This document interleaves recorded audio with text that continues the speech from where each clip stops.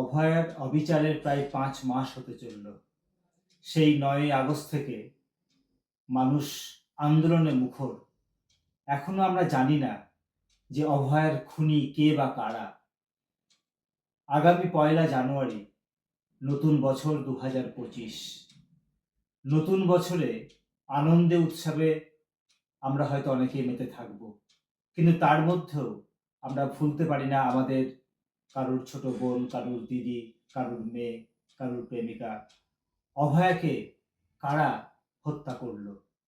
তাই আসুন এই দিনে অর্থাৎ 1 জানুয়ারি 2025 আমরা মেডিকেল কলেজে, হাসপাতালে, এলাকায় এলাকায় যেখানে সম্ভব সমষ্টিগতভাবে হোক বা একক উদ্যোগে হোক আমরা শপথ নিই যে যতদিন না পর্যন্ত অভয়ার খুনিরা ধরা না পড়ছে, ন্যায় বিচার আর্জিকর না পাচ্ছে, ততদিন পর্যন্ত আমরা রাজপথ ছাড়ব না, আন্দোলনের রাস্তা থেকে আমরা সরে যাব না এবং আগামী দিনে আর একটাও যাতে অভয়া না হয় তার জন্য আমরা প্রতিজ্ঞাবদ্ধ থাকব।